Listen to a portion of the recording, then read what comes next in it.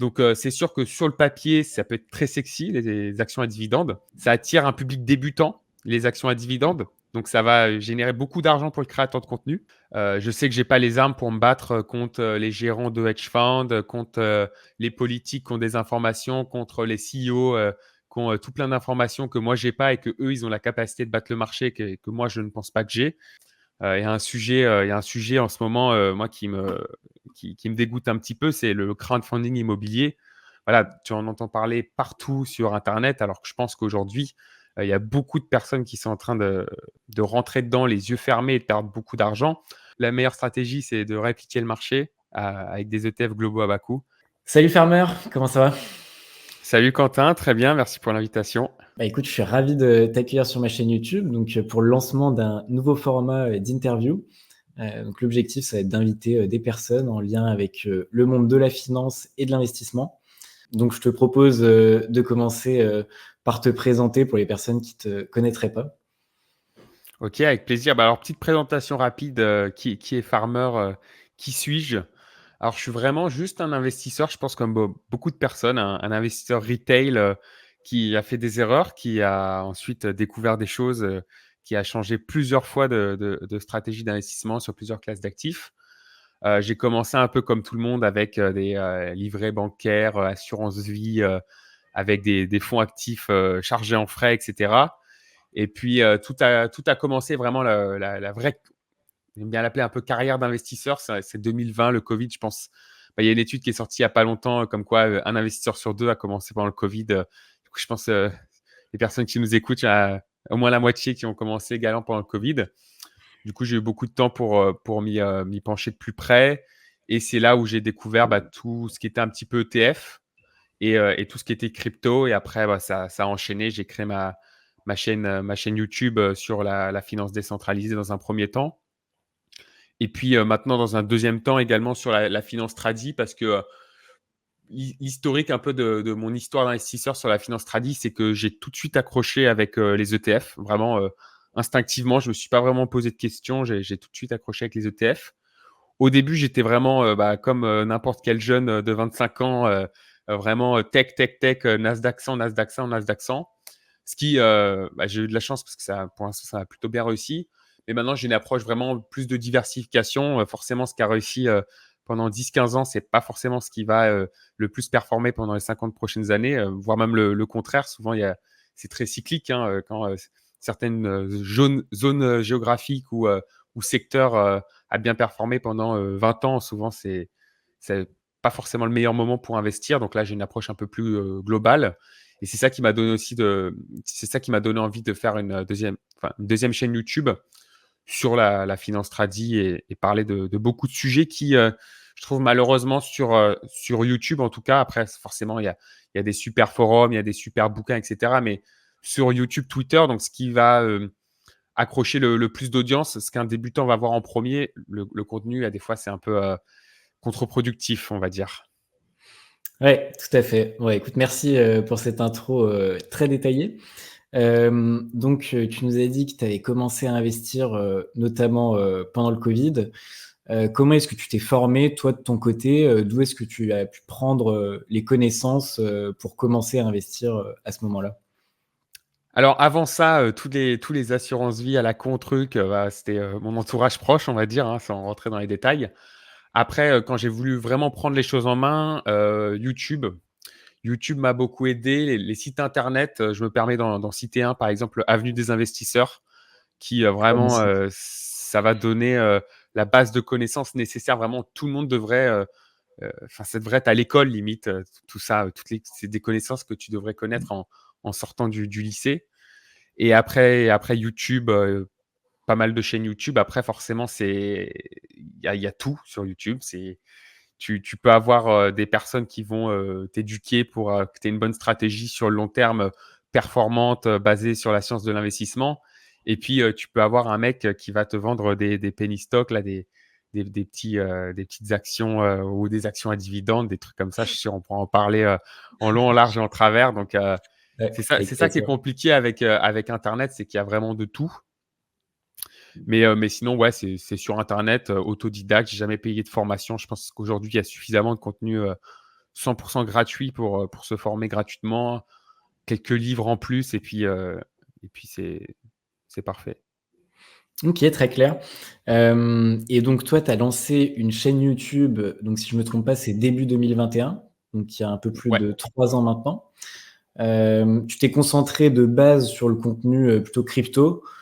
Pourquoi avoir fait ce choix-là plutôt que, commencer par la finance traditionnelle? Bah, pour moi, en fait, la finance tradi, j'étais, assez convaincu, directement de manière intuitive que, de toute façon, j'avais pas envie de me battre, à essayer de surperformer le marché en sachant que le marché, c'est la moyenne de tous les investisseurs. Donc à l'intérieur de ça, tu as des hedge funds, des mecs, il y a 15 analystes derrière leurs décisions, ils font des rapports de 70 pages avant d'investir 1 de leur portefeuille, sur telle ou telle action. Donc, sans même avoir vraiment creusé le sujet et compris, toutes les recherches, académiques derrière la finance tradi, j'ai tout de suite instinctivement compris que c'était pas battable en fait. C'était voilà, l'investissement, tradi, c'est, tu répliques et tu prends ce qu'il y a à prendre. Mais par contre, on peut pas dire du tout la même chose du monde des cryptos. Et forcément, je pense que la crypto, alors après, peut avoir une approche très passive qu'aujourd'hui j'ai beaucoup plus qu'avant, de simplement avoir du bitcoin et de l'ether. Mais c'est sûr que la crypto, de par la nature de ses utilisateurs, c'est sûr que voilà, il y a des bons coups à faire.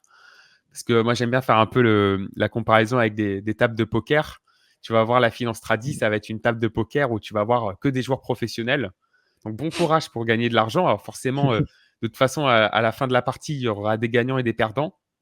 Et de l'autre côté, il y a la table de poker du samedi soir avec que des mecs bourrés d'une petite limite. Et bah, forcément, là, en travaillant un petit peu son jeu, c'est plus facile de gagner sur la table de la crypto, donc la table avec les joueurs un peu plus débutants, on va dire. Donc c'est pour ça que tout de suite, je me suis orienté sur la crypto et j'ai été charmé direct par le côté farming, DeFi, rendement, voilà, avoir des rendements en plus, ça m'a vraiment touché en tant qu'investisseur. Et puis surtout, il y avait personne qui faisait ce contenu-là en France. Il y avait pas mal de chaînes américaines déjà, mais il y avait personne qui en parlait en France. Et je me suis dit que bah, il y avait une porte ouverte et que pourquoi pas partager mes expériences, ce que j'avais appris en utilisant la DeFi sur une chaîne YouTube. Et c'est comme ça qu'est née et qu'a continué la chaîne Farmer, Crypto Farmer à l'époque. Mmh. J'aime beaucoup l'analogie, de la table de poker, c'est vrai que c'est assez marrant et comme tu le dis, générer de l'alpha, donc de la performance additionnelle par rapport au marché, côté action, c'est beaucoup plus compliqué parce que comme tu l'as dit, il y a énormément d'analystes, les Mm. marchés sont plutôt efficients donc je te rejoins, plutôt, sur ce point-là. Et donc récemment, tu as fait une transition avec une autre chaîne YouTube et du contenu, plus orienté finance traditionnelle, bourse. Comment est-ce que le changement s'est opéré et est-ce que tes abonnés, ont suivi le mouvement ou ça a été plus compliqué de ramener, du monde sur cette nouvelle chaîne? Ouais, après, c'est forcément beaucoup moins populaire la finance tradi parce qu'en fait, il y a 12% des Français qui ont de la crypto et tu as même pas 2% des Français qui font un investissement via des ETF sur PEA, donc quelque chose qui est très optimisé. Donc je m'attendais à ce que les vidéos fassent beaucoup moins de vues parce que forcément, bah, il y a moins, enfin, la base d'audience, le pool d'audience est beaucoup plus faible. Après, c'est vrai que j'ai fait un peu le tour de la crypto, j'ai fait le cycle en entier, Heu, j'ai vu le monde de la crypto d'un point de vue investisseur. Je l'ai aussi vu de l'autre côté de la barrière en tant que créateur de contenu et c'est vrai que voilà, j'ai fait 4 ans, je vais pas me plaindre. Aujourd'hui, mon portefeuille, mon patrimoine est encore majoritairement sur la crypto parce que je pense que c'est encore un super moyen de générer, de l'argent, tout simplement. Mais c'est vrai qu'en tant que créateur de contenu, je suis beaucoup moins, motivé et justement, en plus, cette étude-là que je t'ai parlé rapidement, là, l'étude sur les nouveaux investisseurs particuliers, ça montre bien qu'il y a un travail à faire en France. Vraiment, quand tu vois que seulement 2% des personnes ont, ont des ETF en PEA, alors que tu as 12% qui ont de la crypto, 8% qui font du stock picking, etc. Tu vois quand même qu'il y a un problème, hein, sans prendre personne de haut. Il y a quand même un problème, il y a quelque chose à faire et c'est pour ça que même si forcément ça va faire moins de vues, ça va être beaucoup moins rentable parce qu'il n'y a pas toutes les sponsors crypto, ça me tenait vraiment à cœur de créer cette nouvelle chaîne YouTube et faire des vidéos sur ce sujet, la finance tradi. Mmh. C'est vrai qu'en termes d'éducation en France, c'est, compliqué, je te rejoins, de trouver, du contenu qualitatif parce que, déjà il y a beaucoup, de manque de connaissances, financières et donc c'est difficile de démêler le vrai du faux, selon les personnes, qui créent du contenu. Mmh. Hem Et toi, en tant que créateur de contenu, donc tu disais que c'était potentiellement moins rentable, vu qu'il y a, moins d'intérêt pour la finance traditionnelle. Comment est-ce que tu te rémunères? Est-ce que tu fais cette activité à temps plein? Non, du coup, je le fais plus vraiment à temps plein. Je fais d'autres activités, diverses et variées, qui relèvent de ma vie privée à côté. Mais, d'un point de vue rémunération, alors c'est sûr qu'en crypto, c'est assez facile de monétiser. En fait, il suffit juste de vendre un espace publicitaire de sa vidéo YouTube, voilà, une petite minute au début, une petite minute à la fin. Forcément, c'est de la publicité. Alors, c'est comme à la télé, hein, la publicité, c'est pas forcément pour les meilleurs produits, mais, c'est une nécessité pour, créer du contenu de qualité gratuitement. Et sinon, là, pour la finance tradi, j'essaye de faire plutôt de l'affiliation. Mais après, forcément, mon audience, ça va pas être une audience, forcément débutante. Donc, ce qui rapporte le plus, faut être honnête, c'est l'audience qui arrive et qui, s'inscrit sur des, comptes d'investissement. Donc, c'est sûr que ça va pas rapporter des 1000 et des cents, mais voilà, pourquoi pas un jour, j'aimerais bien, pourquoi pas être advisor. Je sais pas si une grosse plateforme veut me contacter, voilà, je jette la bouteille à la mer. Bon, le message est passé en tout cas, s'il y a quelqu'un qui regarde. C'est ça. Et donc tu me disais que tu as d'autres activités à côté.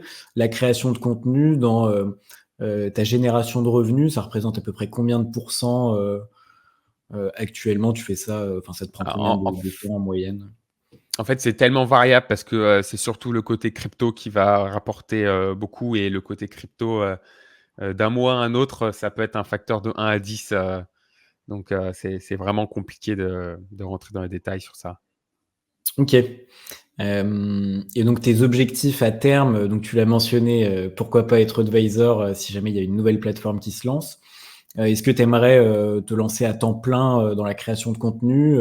Et si oui, comment? Qu'est-ce qui semble le plus viable pour toi, pour, être créateur de contenu, aujourd'hui?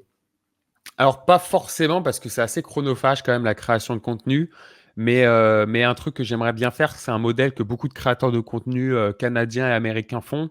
C'est que en fait, c'est des, conseillers en gestion de patrimoine, au conseil indépendant. Attention, c'est pas des vendeurs de produits. Et justement, en fait, la création de contenu, ça permet, d'attirer une audience. Voilà, je crée mes vidéos de bonne qualité. Vous savez que je suis pas là pour vous vendre des assurances vie, chargées en frais. Et comme ça, après, tu fais, du chiffre d'affaires via, ton cabinet de gestion de conseil en gestion de patrimoine. Donc c'est potentiellement une idée que je travaille et j'y réfléchis actuellement. Mais c'est vrai que c'est très compliqué, et ça, je pense, faut que toute l'audience le comprenne, tous ceux qui regardent du contenu à investissement. C'est que l'alignement des intérêts entre le créateur de contenu et l'audience, c'est cet alignement est rare parce que, forcément, si aujourd'hui, tu te dis, «Je suis créateur de contenu, je veux faire le maximum de thunes», tu vas te lancer sur la crypto, et puis, tu vas faire, des, petits shitcoins, des petits trucs comme ça, qui sont pas forcément bénéfiques pour l'audience. Alors que, si tu veux être un créateur de contenu qui apporte le maximum de valeur à l'audience, tu vois, tu vas faire des reviews de papiers, académiques, tu vas parler d'ETF, de stratégie avec, des ETF globaux à bas coût, et cetera. Mais ça rapporte strictement, pas un centime aux créateurs de contenu. Donc c'est vrai qu'il y a toujours cet équilibre qui est compliqué à trouver. Et c'est pour ça qu'en consommant du contenu sur internet, il faut bien réfléchir aux incentives, du créateur de contenu. Il y a un sujet en ce moment, moi, qui me dégoûte un petit peu, c'est le crowdfunding immobilier. Voilà, tu en entends parler partout sur internet, alors que je pense qu'aujourd'hui, il y a beaucoup de personnes qui sont en train de de rentrer dedans les yeux fermés et de perdre beaucoup d'argent. Parce que le crowdfunding, voilà, tu es créateur de contenu finance, tu veux te faire de l'argent, tu parles de crowdfunding, tu mets des liens d'affiliation, tu vas toucher 2 de ce que les gens investissent sur un projet, c'est ultra rentable. Après, quand on regarde un petit peu les datas de tout ça, voilà, les personnes qui ont investi depuis 2020, ils sont un petit peu dans le rouge. Et, euh, et pour finir sur le crowdfunding, en plus, j'en ai fait une vidéo il y a un mois ou deux. C'est assez pervers parce qu'en fait, tu réalises ta perte que 5, 6, 10 ans après, Mmh. quand il y a eu, quand le projet a été en retard 6 mois et puis finalement le projet est en retard 2 ans, puis il se refinance, mais le refinancement est lui-même en retard. Et puis après, ça passe devant le juge. Et puis en fait, tu te rends vraiment compte que tu ne vas pas récupérer ton argent 7, 8, 9 ans, 10 ans plus tard. Sauf qu'en fait, tant qu'il y a l'espoir de récupérer ton argent sur les sites de crowdfunding, ils considèrent comme si tu allais le récupérer dans leur rendement net de risque qu'ils affichent. Donc en fait, c'est compliqué parce que la partie immergée de l'iceberg, tu vas t'en rendre compte des dégâts dans 3, 4, 5, 6 ans. Quoi. Mais bon. Mmh. Bah, écoute, ça fait une bonne transition pour la partie d'après. Donc, tu as parlé d'ETF globaux à bas coût, de crowdfunding immobilier. Donc, je te propose qu'on revienne un peu sur ta philosophie d'investissement. Donc déjà, avant de rentrer plus en détail là-dessus, quelles ont été les raisons, toi, qui t'ont poussé à investir? Est-ce que tu as un objectif particulier? Comment est-ce que ça a commencé du coup avec le Covid? Non, moi, j'ai pas d'objectif particulier. Après, comme tout le monde, il y a la fructification de son patrimoine. Quitte à avoir épargné, quitte à avoir un surplus d'épargne, autant le faire travailler plutôt que de le laisser dormir. Et puis, potentiellement, il y a la sécurité par rapport à la retraite. Je pense quelqu'un qui a moins de 40 ans aujourd'hui, est-ce qu'il va avoir une retraite à taux plein? On ne sait pas.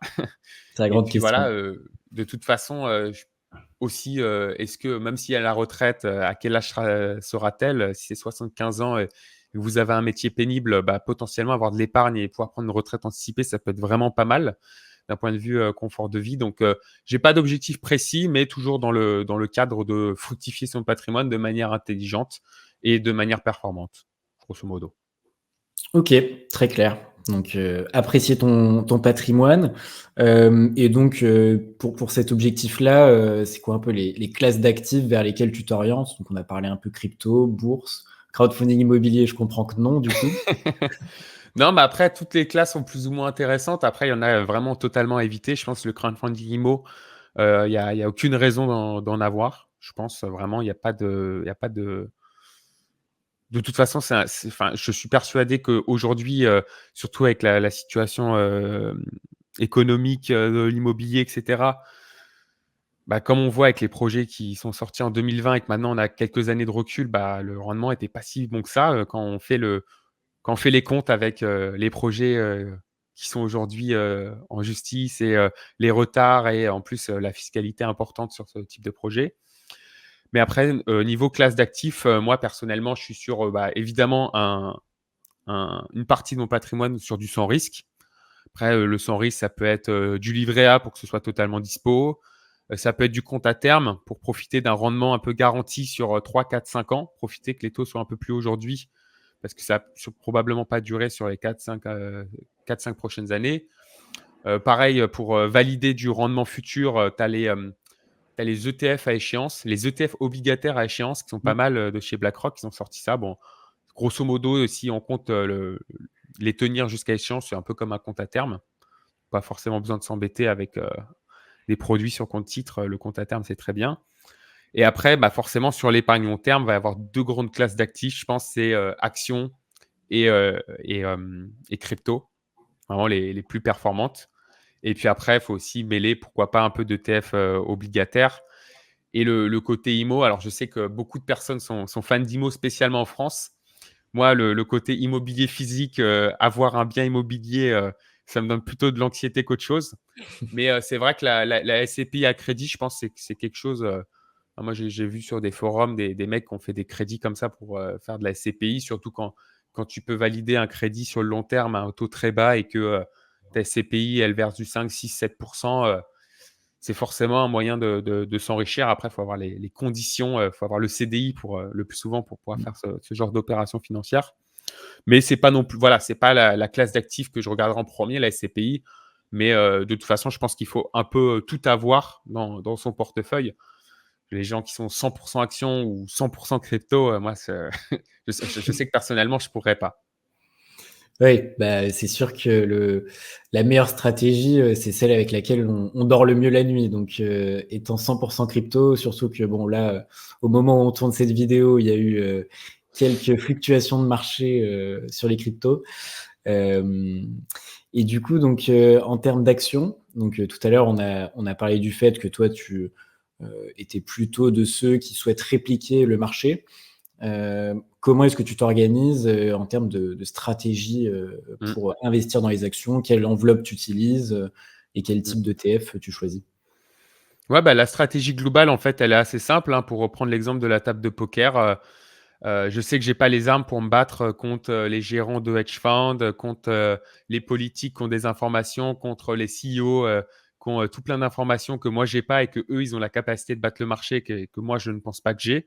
Voilà, je reste très, humble face au marché, donc je préfère simplement le répliquer en utilisant les leviers qui peuvent me permettre d'avoir le maximum de performance, c'est-à-dire limiter la fiscalité et limiter les frais. Parce que voilà, 2 personnes qui reproduisent le SP500, bah, si quelqu'un le fait sur une assurance vie à partir de ses 20 ans, bah, il va payer des frais tous les ans. Alors si quelqu'un le fait intelligemment sur PEA, bah, potentiellement, bah, voilà, il ne va pas payer de frais de gestion annuelle, d'enveloppe en tout cas, et une fiscalité avantageuse, par exemple à quelqu'un qui le fait sur CTO. Donc voilà, me concentrer sur les leviers sur lesquels je peux avoir un impact, donc optimiser les frais et la fiscalité. Et du coup, bah, concrètement, comment ça se, très concrètement, comment commencer? Tout simplement, c'est l'utilisation de différentes enveloppes fiscales, donc PEA pour, PEA parce que, tant qu'il est pas plein, faut l'utiliser. CTO parce que, il y a quelques ETF qui sont pas disponibles sur PEA et également, c'est une très bonne enveloppe pour la transmission. PER, voilà, toutes les personnes qui ont une TMI à plus de 30, je pense que le PER, c'est quelque chose à utiliser. En tout cas, bah, après, ça va dépendre de la situation personnelle. Et du coup, en fait, c'est d'avoir la réplication du monde entier. Alors, forcément, avec les grosses caps, les petites caps. C'est pour ça qu'il y a quelques ETF, il faut mettre en CTO pour les petites caps. Et tout ça, mettre ça dans les différentes cases où il y a où il y a le moins de frais, où ça va le plus optimiser la fiscalité. Mais voilà, grosso modo, sans rentrer vraiment dans le détail de chaque ETF, le but, c'est d'avoir la réplication de la bourse mondiale. Donc là, si je regarde un petit peu, j'ai le MSCI World, je dois avoir 2 ETF small cap avec 1000 entreprises chacune. J'ai le truc émergent, je sais pas, il doit y avoir plusieurs centaines d'entreprises. Donc en fait, en fin de compte, c'est avoir un portefeuille comme ça en 4-5 lignes sur 2-3 enveloppes fiscales différentes pour l'optimisation. Et en fait, tu as 5-10 000 entreprises et tu possèdes le monde entier et tu fais pas de paris actifs sur tel secteur ou tel secteur va surperformer. Et puis en plus, ça te permet d'avoir une stratégie que tu peux tenir sur 30, 40, 50 ans. Et encore une fois, dans notre objectif d'optimiser les frais et la fiscalité, bah, si tu n'as pas d'arbitrage, si juste tu répliques le monde, bah, tu n'as pas de frais et de fiscalité. Et du coup, bah, sur le long terme, et c'est là où toutes les études le montrent, que ce soit sur les investisseurs particuliers ou les investisseurs professionnels avec l'étude Spiva, simplement répliquer le marché, en fait, c'est battre la majorité des investisseurs, quoi. C'est très Mmh. contre-intuitif, mais c'est la réalité, quoi. En fait, moins on en fait, mieux on se porte. C'est vrai qu'il y a beaucoup d'avantages, avec les ETF. Donc on a parlé aussi un peu plus tôt, donc des stratégies actions à dividendes. Donc, tu, tu as eu, quelques échanges, sur les réseaux sociaux avec, certains, influenceurs finance, donc qui eux, mettent plutôt en avant une stratégie d'action à dividendes. Dans le cadre d'une phase de capitalisation où, quelqu'un va souhaiter constituer un patrimoine et le valoriser, pourquoi, selon toi, est-ce que, une stratégie ETF, est plus performante qu'une stratégie d'action à dividendes? Bah, toujours dans le cadre de limiter ses frais et limiter sa fiscalité. Alors certains vont me dire: «Oui, en PEA, si tu as des actions françaises, tu as pas de fiscalité sur les dividendes», mais on se limite à 3 de la capitalisation mondiale. Donc ça va poser d'autres problèmes, notamment des problèmes de diversification. Donc à partir d'un moment, on va devoir s'étendre sur des entreprises, à l'international, pas que françaises, et même des entreprises européennes qu'on peut mettre en PEA, il va y avoir une retenue à la source irrécupérable parce qu'il n'y a pas de crédit d'impôt, etc. Donc voilà, même les entreprises européennes en PEA, c'est une aberration parce que je crois que c'est pour J'ai pas envie de dire de bêtises, mais ça va de 15 à jusqu'à 30, je crois, il y a certains pays qui prennent 30 à la source. Donc, si on vous verse 3 de dividendes, en fait, vous touchez que 2 de dividendes.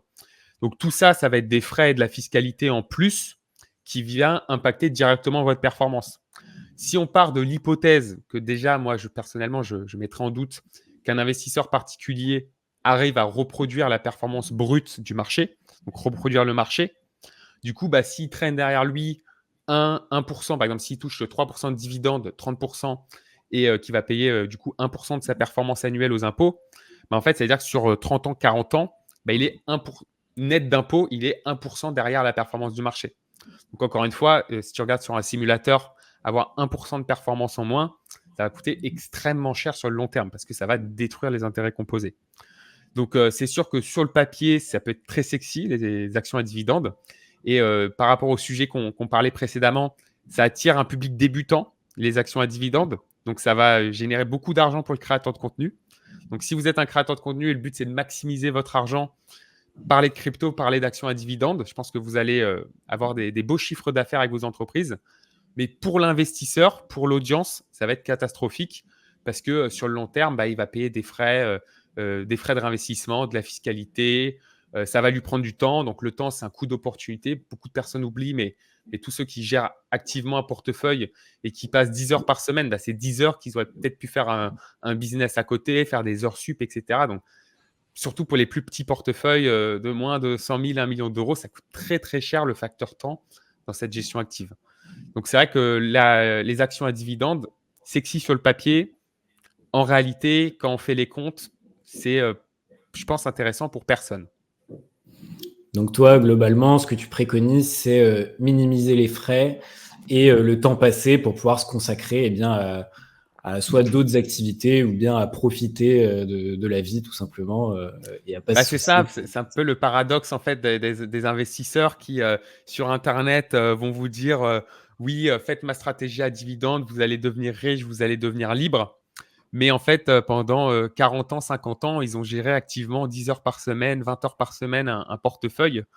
Et à quoi bon d'investir pour une retraite anticipée pour se libérer du temps, alors qu'en fait, ils en gaspillent dans le processus. Et en plus, voilà, factuellement, à cause de la fiscalité, à cause des études qu'on a pu voir qu'on peut voir sur les performances des particuliers, factuellement, en plus, c'est contre-productif. Donc, tu perds en fait des deux côtés, quoi. Ouais, très intéressant. Donc pour revenir plus globalement, donc on a parlé un peu des différentes classes d'actifs sur lesquelles tu étais exposé. Est-ce que tu pourrais nous partager l'allocation actuelle que tu peux avoir donc au sein des différentes classes d'actifs et les raisons qui te poussent à avoir une telle allocation? Ouais, alors, du coup, il y a le côté un peu, du coup, on va dire, grosso modo, il y a 4 gros compartiments. Le premier, il est tout petit, c'est l'épargne, c'est le matelas de sécurité. Moi, que j'appelle coussin de sécurité, parce que j'ai un coussin de sécurité, un matelas de sécurité. Donc, le coussin D'accord. de sécurité, c'est voilà, quelques mois de dépenses. Si jamais tu dois changer un truc sur ta voiture, si jamais tu as une dépense médicale, de l'argent que tu peux sortir au tac au tac. Forcément, cet argent, sur le long terme, elle ne va pas du tout être rémunératrice. Donc, il ne faut pas trop en avoir.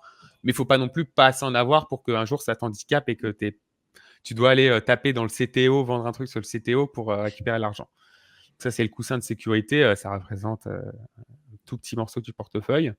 Après, moi, d'un point de vue par rapport à ma situation, j'ai aussi un matelas de sécurité. C'est aujourd'hui, je suis digital nomade. Si potentiellement, un jour, je rentre en France, j'aimerais bien voilà, pouvoir payer quelques mois de loyer, payer une petite voiture et tout. Donc, c'est une somme à peu près fixe quand même. Et cette somme-là, de ce matelas de sécurité, moi, j'aime bien en ce moment, c'est les ETF obligataires à très longue échéance parce que c'est une classe d'actifs qui a pris très, très, très, très cher pendant la remontée des taux actuels. Et voilà, forcément, les taux sont montés. Un jour, ils vont redescendre. Et quand ils vont redescendre, toute cette baisse va être rattrapée, va être remontée. Donc, je pense que c'est une classe d'actifs intéressante. Après, forcément, c'est pas de l'argent forcément disponible dès demain parce que ça fluctue énormément. Donc ça, c'est pareil, une petite somme fixe, ça doit représenter 10% à peu près de mon portefeuille. Et ensuite, le gros, on va dire, ça va être actions et crypto. Alors aujourd'hui, là, on est On est en avril 2024. En un an, la partie crypto a fait x3 ou x4 ou x5, je ne sais plus. Donc forcément, là, ça représente plus de la majorité, plus de la moitié de mon patrimoine total. Après, l'objectif, c'est de bientôt vendre. Là, on est sur des 70 000. Moi, mon objectif, c'est un petit peu, c'est vers les 100 000, on va dire. Donc le but, c'est de bientôt vendre. Et après, la dernière partie, c'est la partie action, où vraiment, la partie action, c'est je réfléchis pas. Dès que j'ai de l'argent que je suis prêt à placer sur le long terme, je la mets dedans pour voilà, répliquer le monde entier. Et voilà. D'accord. Ouais, merci pour l'aperçu du coup de ton patrimoine. Donc tu parlais de crypto et du fait que ça a fait x2, x3, au cours des 12 derniers mois, que maintenant ça représente une part de ton allocation plus élevée donc qu'auparavant. À long terme, ce serait quoi selon toi une bonne exposition, que tu souhaiterais avoir, pour les cryptos dans ton portefeuille? Ça, c'est une question que je suis en train de me poser aujourd'hui parce que, bien évidemment, là, voilà, j'espère qu'il va y avoir une dernière grosse jambe haussière sur le marché des cryptos pour atteindre mes targets et puis vendre. Mais c'est vrai que forcément, j'ai envie d'en garder un peu sur le long terme. Après, il y a différentes approches. Il y a l'approche un petit peu toujours répliquer le monde. Donc, en fait, prendre la part de Bitcoin par rapport dans la capitalisation boursière mondiale. Donc ça, je crois que c'est 2-3%. Donc voilà, je pense que c'est pas une idée délirante. Ou sinon, avoir un peu plus, avoir 2 fois la part de Bitcoin, donc 6-7%. Mais c'est à peu près sur ces ordres de grandeur-là que je vais réfléchir. Je sais que certains trouveront que c'est énorme et certains trouveront que c'est ridicule. Mais pour garder sur le long terme, je pense que ça peut être sympa. Et puis, si Bitcoin vaut des milliards, en avoir 6-7% de mon patrimoine aujourd'hui, c'est largement suffisant. Et puis, si ça tombe à zéro, 6-7% de mon patrimoine aujourd'hui, ça va pas être la fin du monde non plus. D'accord. Et sur ta chaîne YouTube, tu parles beaucoup, d'Ethereum, Mmh. notamment, du fait qu'avec, le passage en proof of stake pardon, donc il est possible de stacker, l'Ether et de percevoir, donc des revenus, passifs liés au staking. On a vu qu'il y a eu une sous-performance, d'Ether par rapport au Bitcoin depuis quelque temps déjà, avec le début du bear market. Quel est ton avis un peu sur la situation? Et donc là, tu parlais de Bitcoin dans ton portefeuille à long terme. Quid du coup, d'Ethereum? Ouais, c'est vrai que quand je parle de Bitcoin, en fait, je pense vraiment à un mix souvent, soit 50-50, soit 80-20 parce que je suis un peu un Ether maxi. Moi, je pense que l'Ether va bien surperformer. Alors, il y a plusieurs raisons à ça. Déjà, quand on regarde le bull run précédent, la surperformance d'Ether, en fait, elle s'est concentrée sur les 2 dernières semaines du bull run. En fait, vraiment, c'est à la fin, quand il y a la phase du n'importe quoi. Il y a des shitcoins qui font x10, des trucs. Tu te souviens, c'est un projet qui date d'il y a 6 ans et il sort de nulle part. Voilà, c'est dans cette phase du bull run, donc souvent à la fin du bull run, comme ça a été le cas en 2013, 2017, 2021, que Ether surperforme.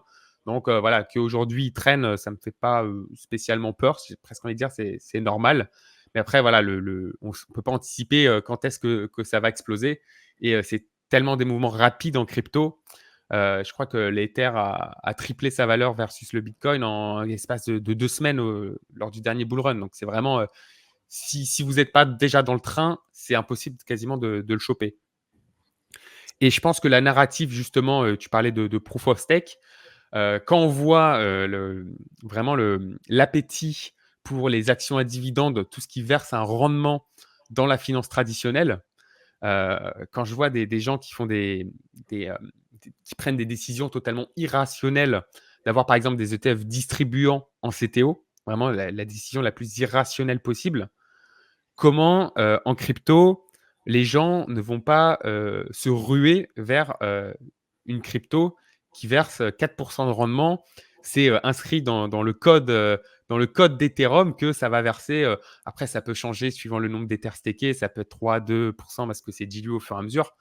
Mais je pense vraiment qu'il va y avoir une ruée vers ce rendement. Voilà. Être exposé au monde de la crypto tout en ayant un rendement. ça va plaire aux particuliers, mais je pense que ça va encore plus plaire, aux gérants institutionnels dès qu'il y aura des ETF. Parce qu'évidemment, il y a aussi cette narrative-là.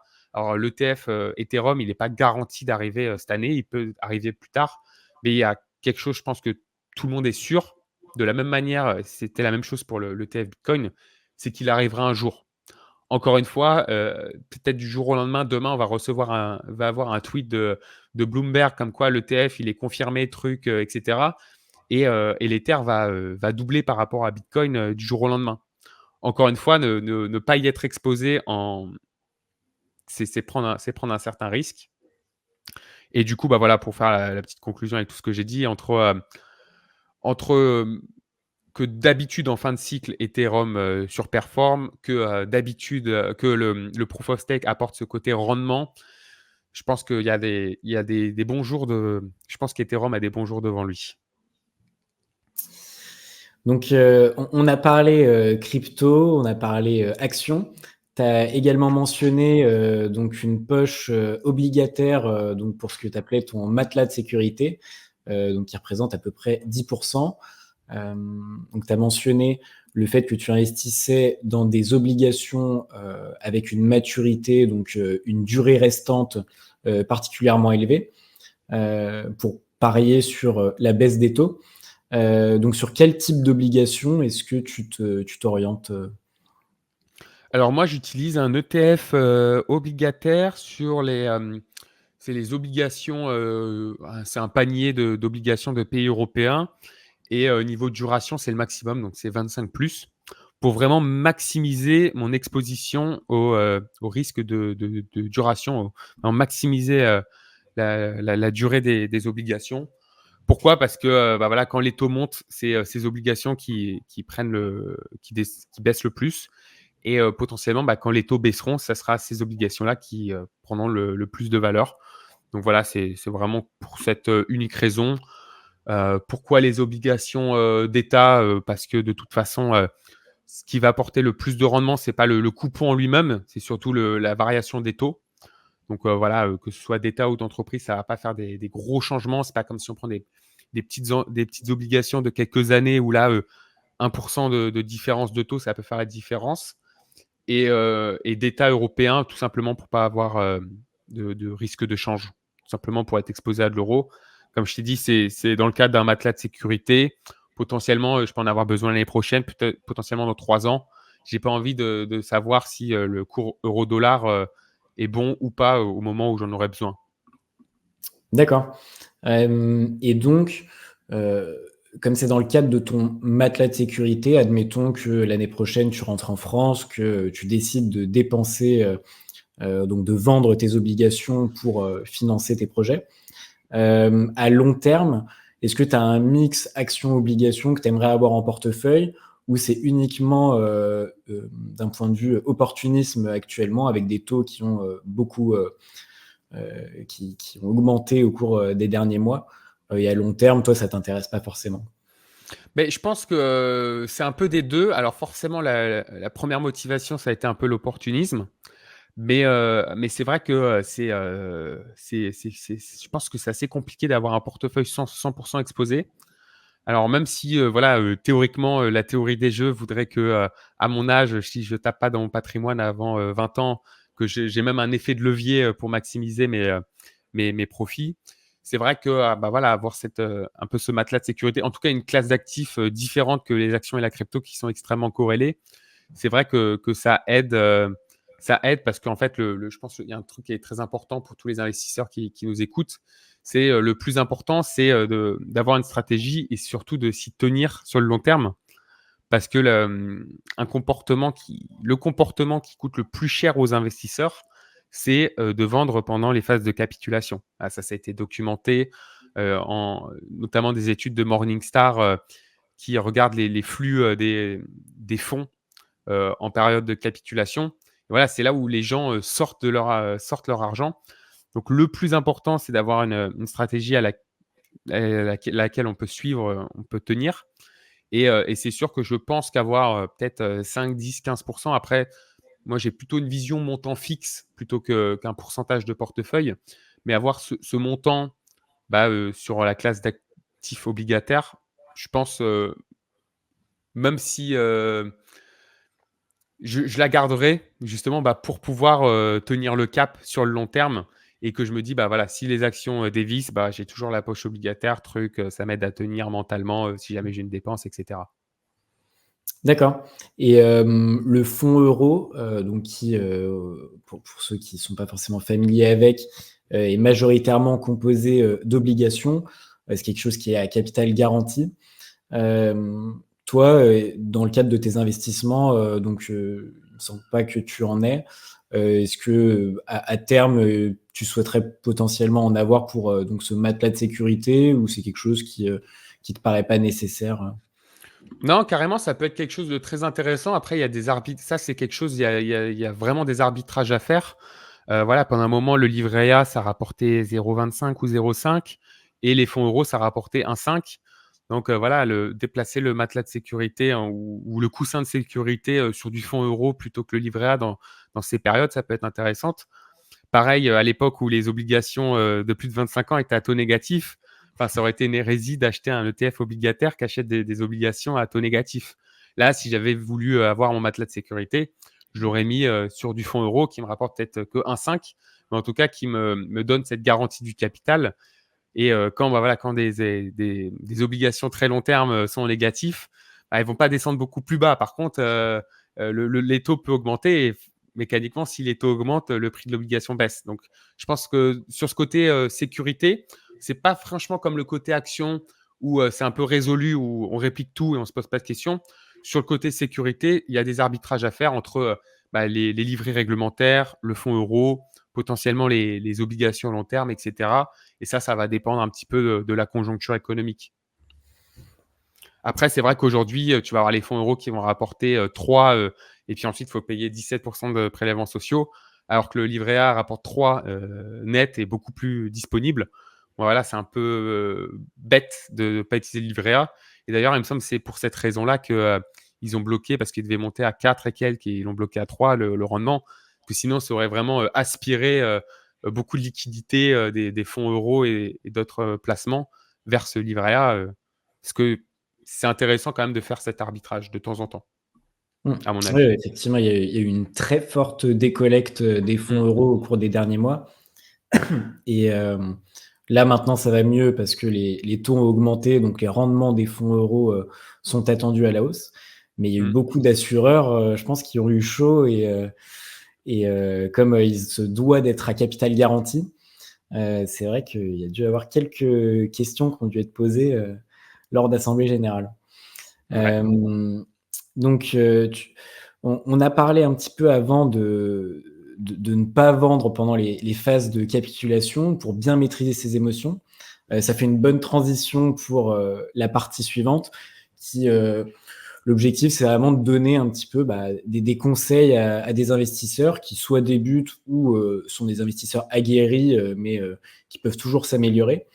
Hem, donc 1re chose, si, il y avait, une personne débutante, qui venait te voir, qui, t'indique qu'il arrive à épargner tous les mois une certaine somme d'argent, qu'il aimerait investir, mais qu'il a peur de se lancer. Qu'est-ce que tu lui conseillerais, pour, passer au-dessus de cette peur et se lancer? Déjà, je pense qu'il faut bien catégoriser, l'argent qu'on est prêt à investir. Voilà, est-ce qu'on a des projets au court terme, long terme et cetera? Parce que, je pense que la durée d'épargne va vraiment, diriger, les supports qu'on va utiliser. Voilà, quelqu'un qui a un gros projet immobilier, et en fait, c'est 20 000 € qu'il investit, c'est potentiellement pour un apport dans 3 ans. Il va pas l'investir pareil que quelqu'un, qui investit 500 € par mois et qui a un CDI, qui est tranquille et qui normalement, c'est plus pour de la retraite, transmission et cetera. Donc je pense qu'il faut vraiment bien définir, pourquoi l'argent, elle va être utilisée et sinon, je pense pour un premier investissement, pour les premières fois d'un investisseur, je pense le DCA, ça peut être très utile. Donc rentrer par palier, rentrer par petites sommes.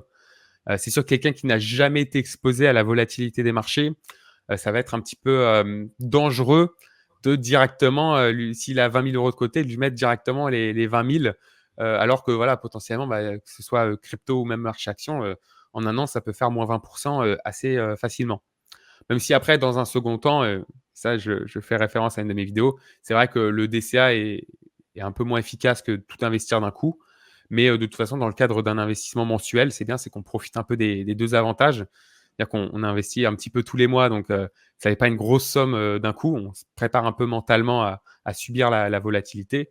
Et en même temps, on ne laisse pas de l'argent dormir. Voilà, dès qu'on a l'argent tous les mois, on l'investit sur les marchés financiers.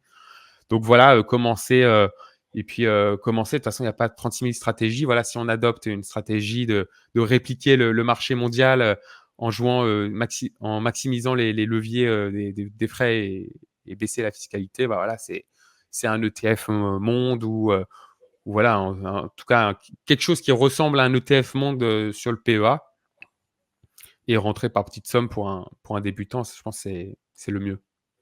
Mmh. C'est sûr que ça permet d'allier, simplicité et performance à long terme. Hem, j'ai beaucoup de questions qui reviennent et je pense que toi aussi, donc on parlait d'ETF Monde, les indices, ont touché leur plus haut. Donc forcément, tout le monde a peur maintenant d'investir parce qu'on attend le prochain krach boursier. Qu'est-ce que tu répondrais à quelqu'un, donc qui, te donnerait cet argument-là que: «Ah oui, non mais là, c'est pas forcément le bon moment, je préfère attendre, un retracement avant de rentrer sur les marchés»? Bah, c'est-à-dire que tu en as beaucoup, ils ont eu ces pensées-là, ils ont eu ce discours-là. Ils ont attendu, 10 ou 15 ans avant de rentrer dans un marché et ils ont manqué, les plus gros, les plus grands, marchés haussiers de historiquement. Donc, c'est sûr que je pense que c'est une approche, qui, encore une fois, intuitivement paraît, très intelligente, de rentrer par paliers, quand on est haut, d'attendre une baisse.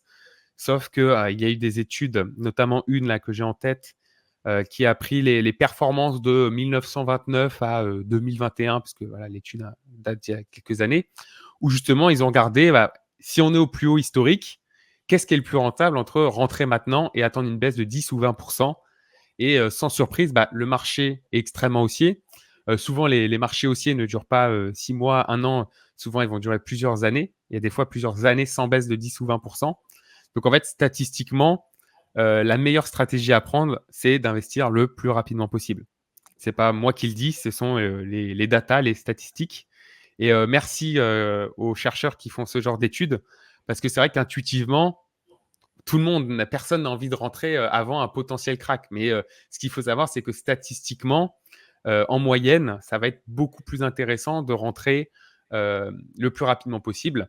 Après, encore une fois, le but, c'est de faire une stratégie avec laquelle on va tenir. Donc, si ça amène à faire une stratégie peut-être un petit peu moins optimisée, voilà, on a 20 000 euros à investir, on pense vraiment que les marchés sont trop hauts, on a peur de faire une connerie, bon, bah là, on fait un petit DCA coupé sur 10 mois. De toute façon, la différence à la fin, encore une fois, statistiquement, en moyenne, ça ne va pas être énorme, mais le fait de faire une stratégie à laquelle on adhère, c'est ça le plus important. Mais c'est pour ça que même si on est sur les plus hauts historiques, il ne faut surtout pas avoir peur, parce que si on commence à avoir peur des plus hauts historiques, je crois que le marché action est, j'ai pas envie de dire de bêtises, mais passe beaucoup de temps sur ces plus hauts historiques. Donc, si être sur les plus hauts historiques, c'est un mauvais moment pour acheter et il faut vendre, bah, vous allez pas souvent être exposé au marché, quoi. Mmh. Et surtout, pour des ETF capitalisants, donc qui réinvestissent automatiquement les dividendes dans l'indice.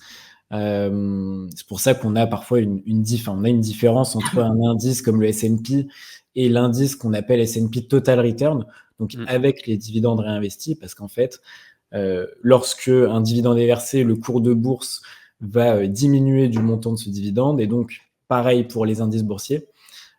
Et donc c'est pour ça qu'on peut avoir l'impression que les ETF capitalisants sont toujours sur des plus hauts, parce qu'en fait, il y a aussi ce paramètre-là à prendre en Mmh. compte.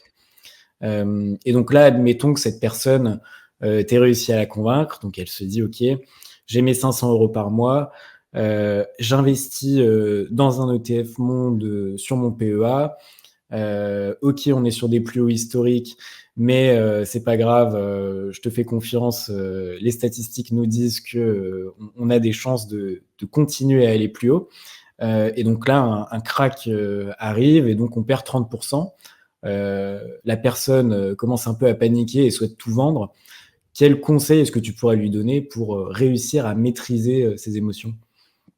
Bah, encore une fois, il y a des études statistiques qui montrent que, les cracks sont les meilleurs moments, pour acheter encore plus parce que, si tu regardes, bah, justement, bah, si tu achètes à 20 en dessous des plus hauts historiques, bah, tu as des, meilleures chances de faire des meilleurs retours que si tu achètes au plus haut.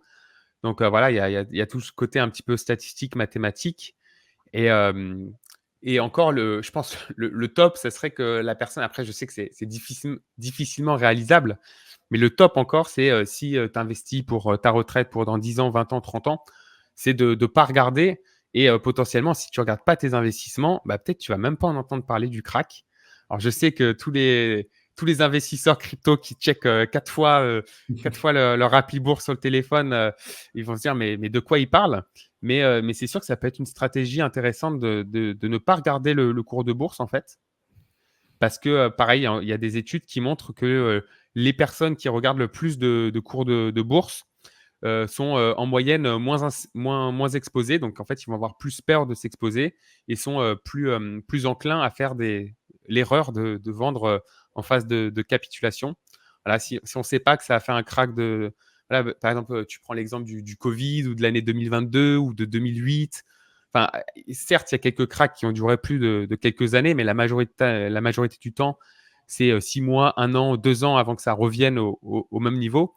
Donc si tu même pas vu qu'il y avait le crack, bah, tu vas même pas paniquer parce que tu l'as pas vu. Donc je pense que c'est une stratégie intéressante que j'essaye de mettre en place avec certains de mes proches, mais c'est vrai que c'est difficile même quand tu es débutant et même quand tu as investi, quelques, centaines d'euros, quelques milliers d'euros, Mmh. c'est vraiment tu es aimanté par le fait de savoir, alors cette semaine, comment elle a performé la bourse, quoi. Alors qu'au final, cette information, est contre-productive. C'est ça le pire, quoi. Ouais, tout à fait, bah, ça apporte rien parce que si, tu as mis en place une stratégie, que tu as envie de respecter pour les 10, 15, 20 prochaines années, bon, bah, c'est pas la performance de la semaine ou, la variation négative qui va impacter, une stratégie mûrement réfléchie. Hem Ça. Et donc toi, ça fait un moment maintenant, depuis le covid que tu es, investisseur. Si tu repartais de zéro, comment est-ce que tu t'y prendrais? Sachant que, donc tu n'as plus accès à tes connaissances, comment est-ce que, tu t'informerais, pour, débuter dans le monde de l'investissement? Alors si je repartais de 0, vraiment de 0, j'adopterais une stratégie vraiment totalement, totalement différente et justement, c'est la stratégie que j'essaie de faire adopter à des proches.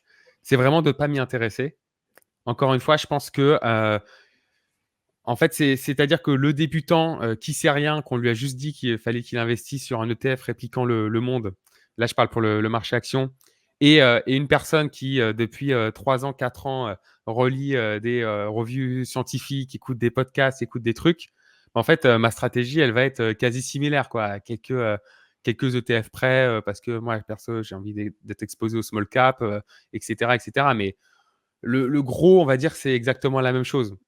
Donc, aujourd'hui, bah, je suis créateur de contenu, donc j'adore le faire, j'adore partager et cetera.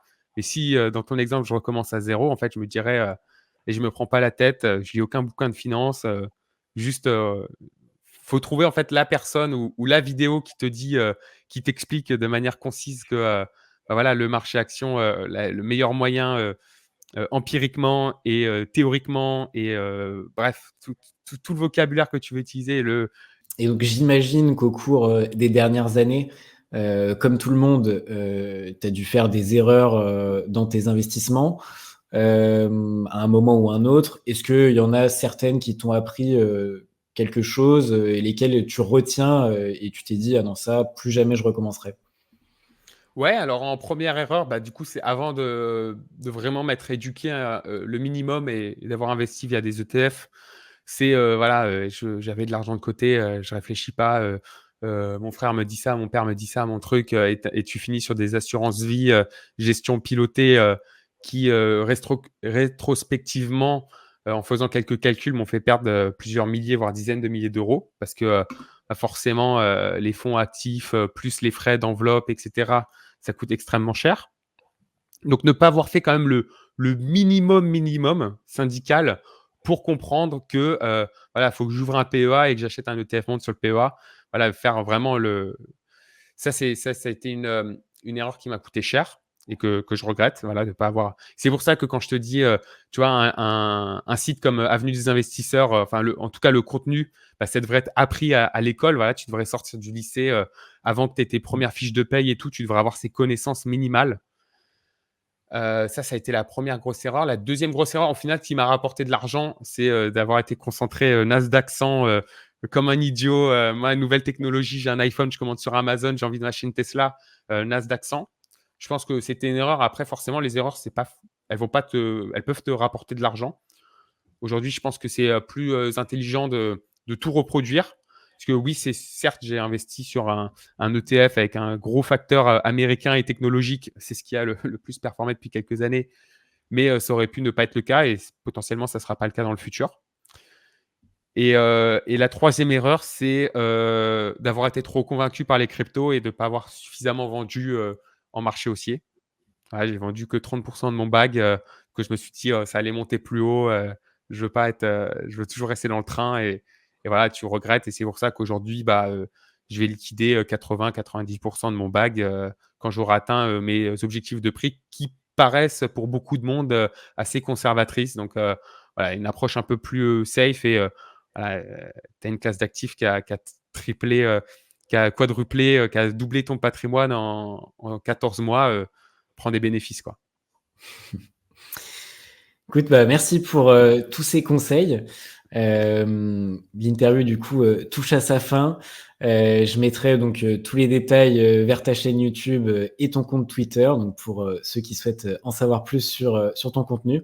Encore Yes. merci pour ton temps et puis pour cet échange très instructif. Bah, merci à toi, merci pour l'invite et à très bientôt. À bientôt.